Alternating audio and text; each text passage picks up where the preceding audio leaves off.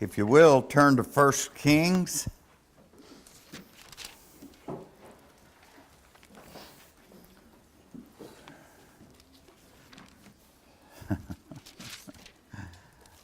September of last year, we studied chapter 11, always looking toward the consummation of that, which will be this morning in chapter 12. Chapter 11, we spoke of being Solomon's apostasy. You may have remembered all of Solomon's women and the struggles that he had inside of that, but Solomon then dies at the end of 11, and his boy takes the throne. His boy's name's Rehoboam.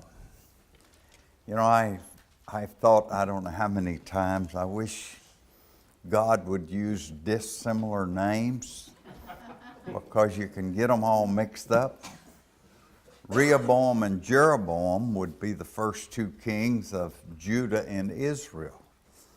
Well, he could have used Rehoboam and Bill, and I would have been able to memorize that a lot more easily.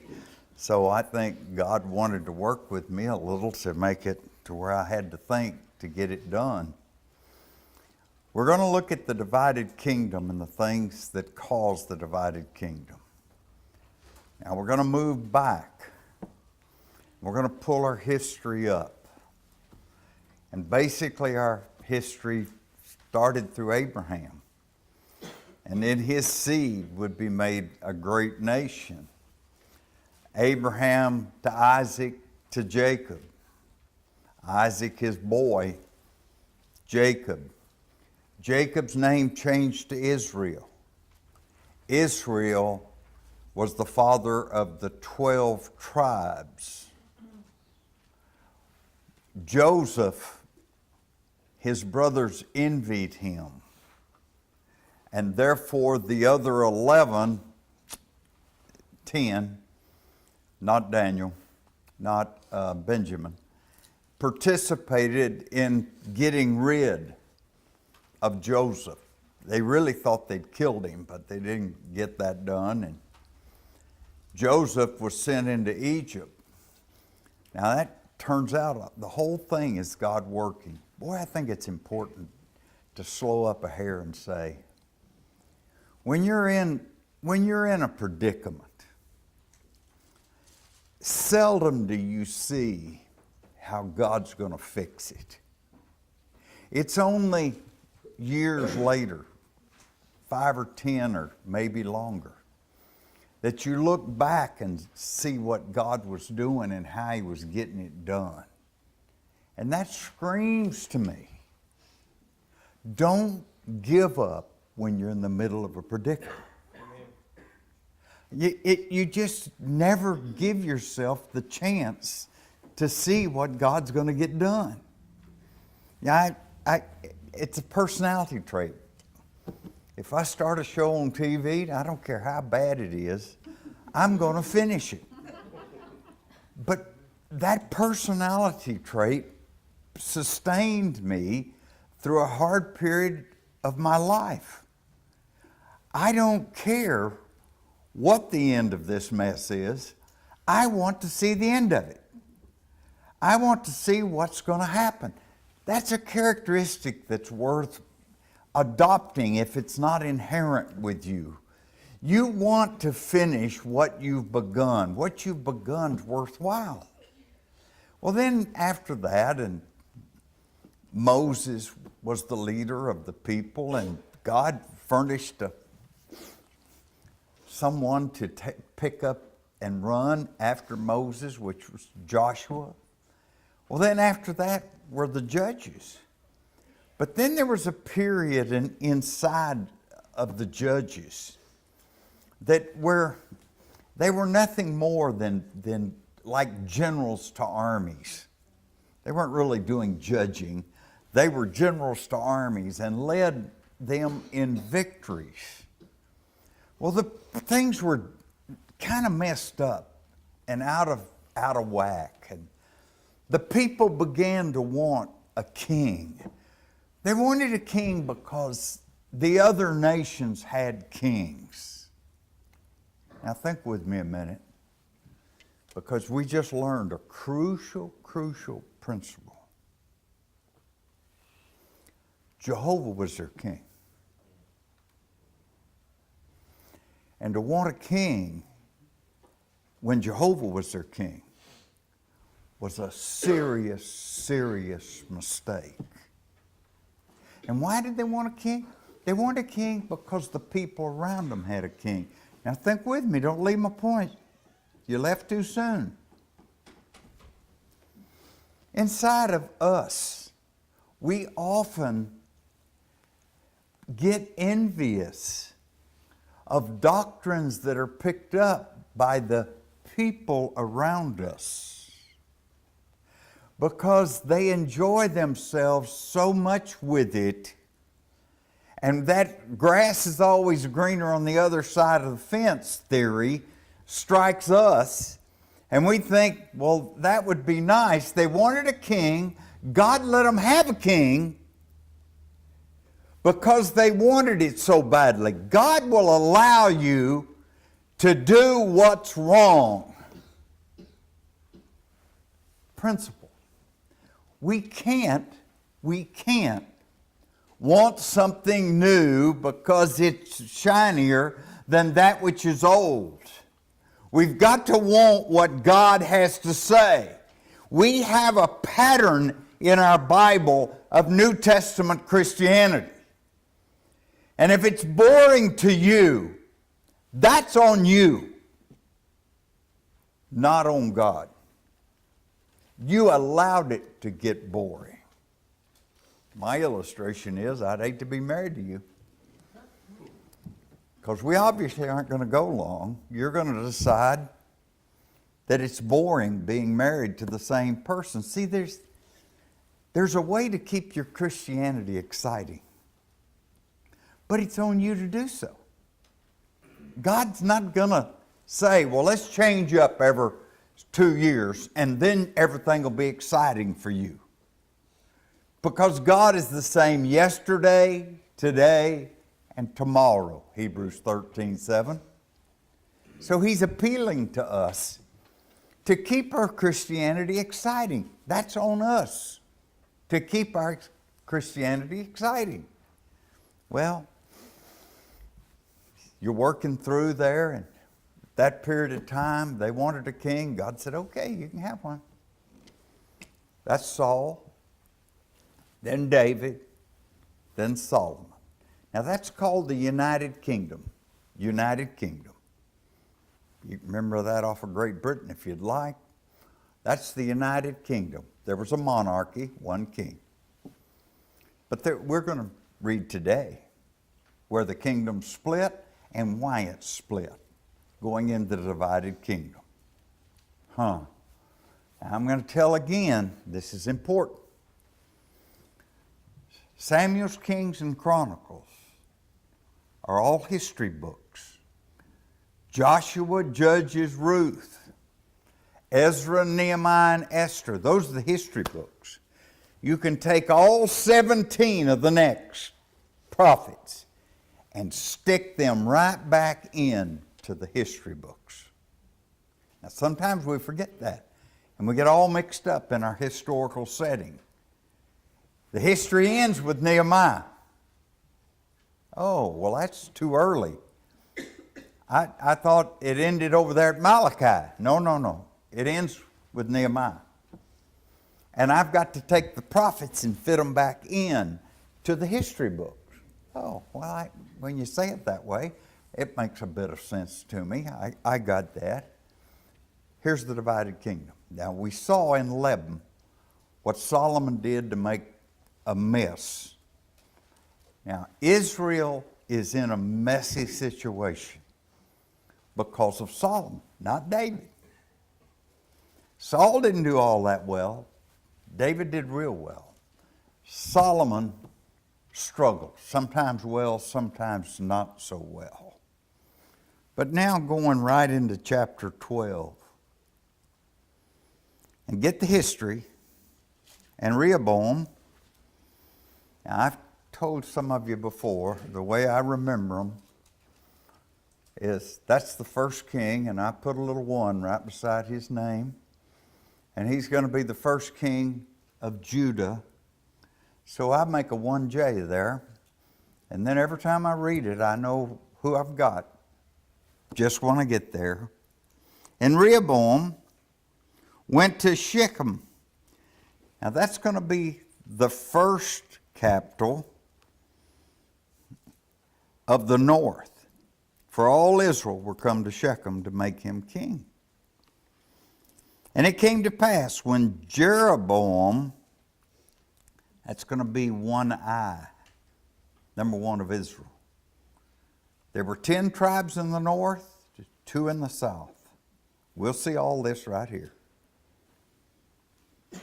And it came to pass when Jeroboam the son of Nebat, who was in Egypt, he went to Egypt because he had a struggle with Solomon.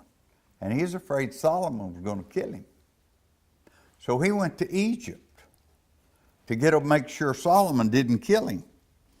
Heard of it, for he was fled from the presence of King Solomon, and Jeroboam dwelt in Egypt, that they sent and called him, and Jeroboam and all the congregation of Israel came and spake unto Rehoboam, saying, so they called him because he was a leader, and he's leading them.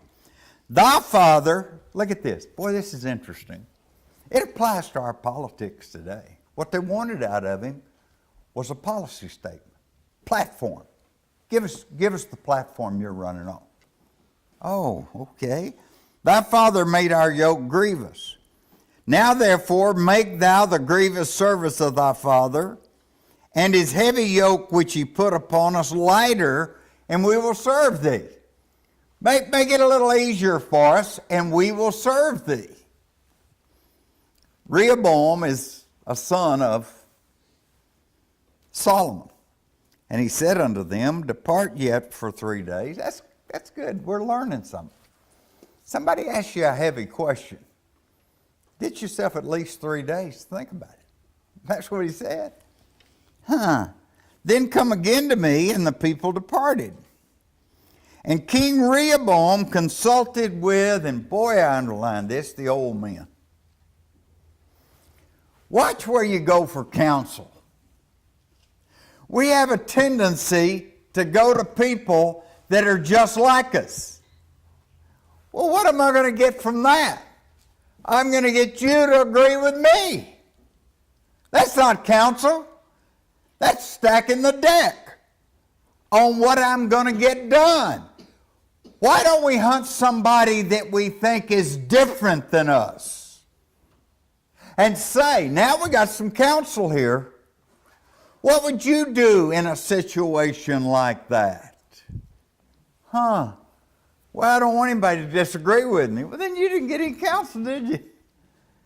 You got somebody to agree with you. Oh, okay, here we go. And King Rehoboam consulted with the old men that stood before Solomon, his father, while he yet lived, and said, how do you advise that I may answer this people? And they spake unto him, saying, if thou wilt be a servant unto this people. Look at that. You know what their recommendation is? Their recommendation is to be a servant leader. Why don't you help them with what they're struggling with?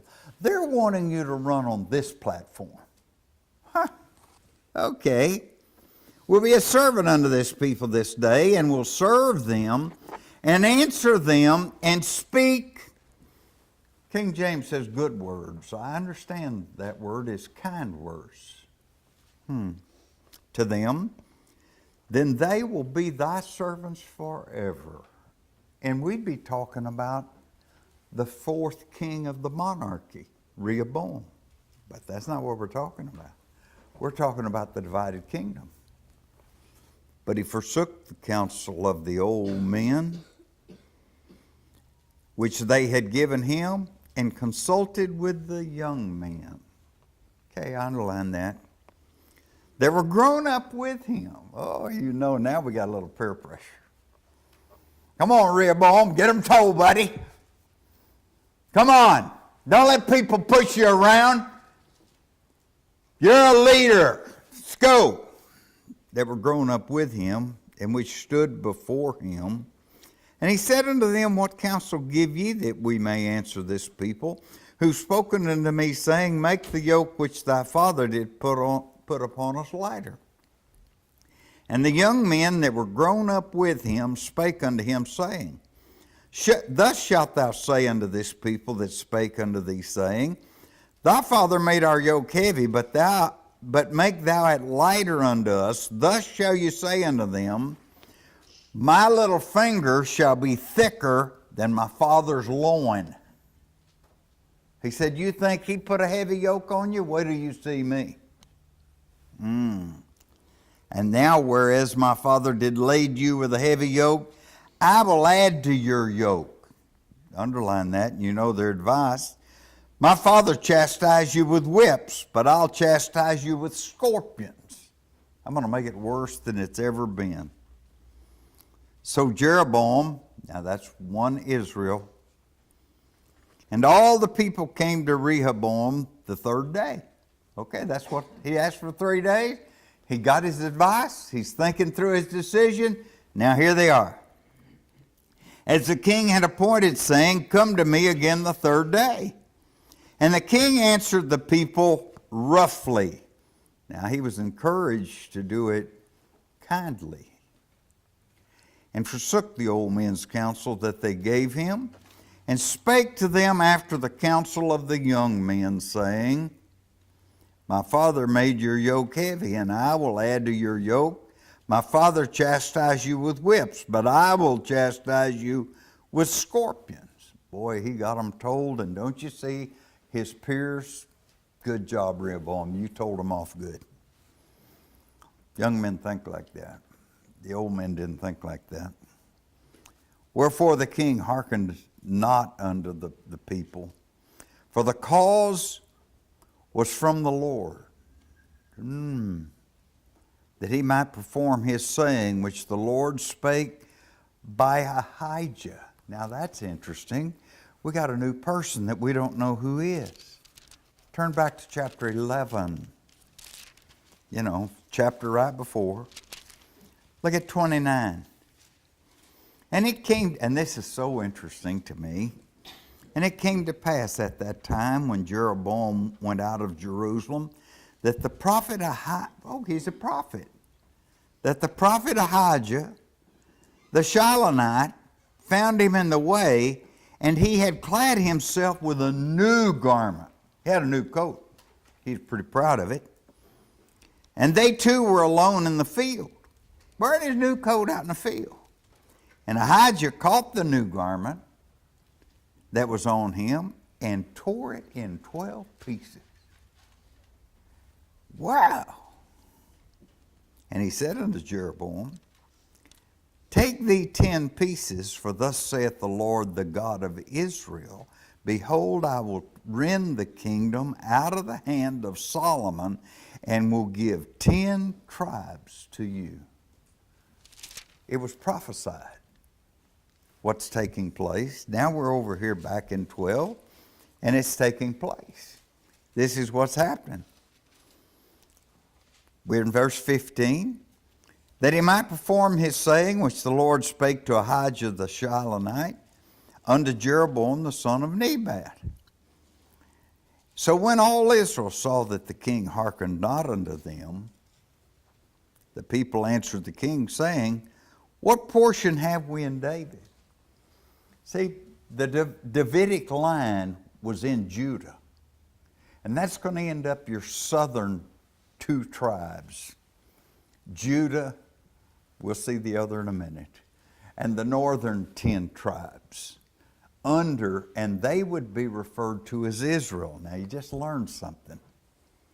You just learned something that's worth its weight in gold as you read the Old Testament. Israel, in some cases, is all 12. Israel, in some cases, just depending on where you're reading, is only the northern 10. Judah, in some cases, is one tribe in the south. Judah, in other cases, refers to the 2 tribes that are in the south. You got to read for context to figure out what's being spoken of. They say, what portion have we in David? The Davidic line, which was promised to come through, that Jesus would come through the Davidic line, was only in the south. And the north was not of the Davidic line. Well, it's clear, crystal clear that the king, the Messiah, can't come from the northern 10. Now, they didn't know that. They didn't think through that. But it couldn't have come from the northern 10. It's got to come from the southern 2. Oh, because they said, what portion have we in David? Neither have we inheritance in the son of Jesse to your tents, O Israel. Now see to thine own house, David. So Israel departed unto their tents. But as for the children of Israel, which dwelt in the cities of Judah, see, children of Israel and Judah, Rehoboam reigned over them. Then King Rehoboam sent Adoram, who was over the tribute. Here's his second poor decision. The first one was overtaxation and not being kind. And all Israel stoned him with stones that he died. Therefore King Rehoboam made speed to get him up to his chariot to flee out of Jerusalem. So Israel rebelled against the house of David unto this day.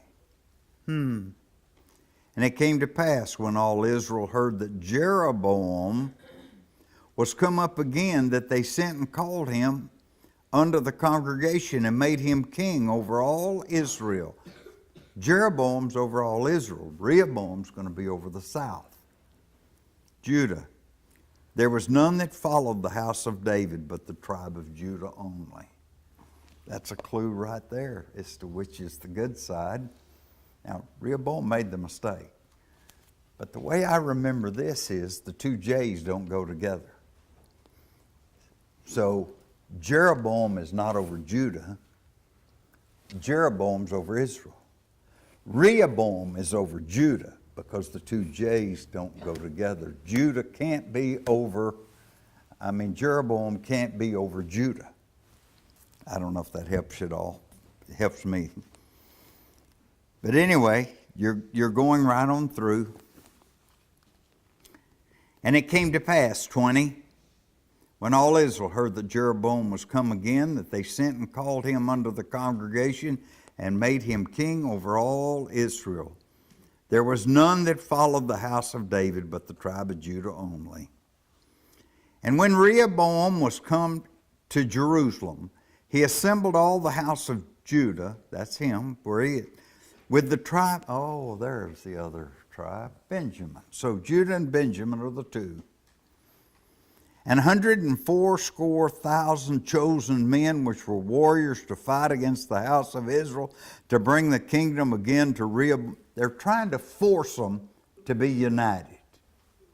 To Rehoboam the son of Solomon. But the word of God came unto Shimei, that's the prophet, the man of God, saying, Speak unto Rehoboam the son of Solomon, king of Judah, and unto all the house of Judah and Benjamin, and to the remnant of the people, saying, Thus saith the Lord, you shall not go up nor fight against your brethren. That may be a point for us. Maybe that's something we shouldn't do. The children of Israel, return every man to his house, for this thing is from me. They hearkened therefore to the word of the Lord and returned to depart according to the word of the Lord. Then Jeroboam built Shechem. Now, This is so interesting. You see, the north had the more fertile ground. The north had the economy best. But the only strength that the south had was they had Jerusalem. Well, now Jeroboam, trail with me, this is going to have a lot to do with the rest of your Bible. Old Jeroboam thought, now wait a minute. If I let my people, Israel, go to Jerusalem to worship, and that is their traditional habit, they're going to in a few years soften up against being hate toward Judah, the southern two tribes. So I've got to come up with a plan to keep my people, Israel, from going down to Jerusalem to worship, because I think it'll soften them up. That's what he's working on right here. So Judah had one advantage, and that was they had Jerusalem. They had the worship center of all of those that would be Israelites. And so look at Jeroboam built Shechem. That's the first capital in the north. They didn't have a capital city. They didn't have a treasury. They didn't have any rule. They'd gone by the south. In Mount Ephraim, and dwelt therein, and went out from thence and built Penuel. And Jeroboam said in his heart, now shall the kingdom return to the house of David. Let them be over there. If this people go up to do sacrifice in the house of the Lord at Jerusalem, that's what I just told you. If my people go back, then shall the heart of this people turn again unto their Lord, even unto Rehoboam, king of Judah. And they shall kill me and go again to Rehoboam, the king of Judah. Whereupon the king took counsel, now you watch it, because he's making a mess, and made 2 calves of gold, and said unto them, and watch this, because that's what we hear today. People are trying to sell Christianity at a discount rate because they don't think we got the stomach for something that's tough. If you're looking for a discounted Christianity, it will not be Christianity, it will but be discount. Do you hear that? It will not be Christianity. It will but be discount. Is there any of us that haven't bought something for less that turned out to be more expensive than the one we could have bought for more? Because it didn't work at all. That's what's going on here. You got to watch in Christianity. When someone tells you about making it easy, that's not necessarily your friend. He made 2 golden calves and said unto them, it's too much for you. Underline that. Too hard for you. Too hard for you. Commitment's too hard for you. To go up to Jerusalem, behold thy gods, O Israel, brought thee up out of the land of Egypt. Now, they didn't bring them up out of the land of Egypt, but if you're going to make you an idol, you got to tell a lie to sell it to the people. And he set the one in Bethel, the other in Dan. Now, Bethel was the town right on the border between the north and the south, and Dan was all the way to the top of the north. So they got 2 places to go to worship, so they won't go to Jerusalem. And this thing became sin. For the people went to worship before the one, even unto Dan. And he made an house of high places. Now this is Baal worship. Of all of the kings of Israel, the northern 10 tribes, there was not a one of them that wasn't an idolater. I checked and looked. If I misspoke, please correct me. There wasn't a one of them that wasn't an idolater. Now, there were some struggles in the South also, but it wasn't every one of them idolaters. That's what's going on. And they made a high place. That's a place of worship. And made priests. Now, watch this, because the priests were supposed to be a special group of the lowest of the people that were not of the sons of Levi. Well, they also They were supposed to be Levites, Levitical priesthood, book of Leviticus. They were supposed to be consecrated. Well, he didn't have time to get any really good people, so we'll make them of anything, the basest sort. Oh, okay. And Jeroboam ordained a feast in the 8th month. If you're going to have idolatry, if you're going to have high places, if you're going to have priests that aren't priests, well, you might as well have a few holy days that aren't holy. And Jeroboam ordained a feast in the 8th month of the 15th day of the month, likened to the feast that is in, it's similar, you know. And he offered upon the altar, so did he in Bethel, sacrificing unto the calves that he had made. Bowed down to the calves that he made.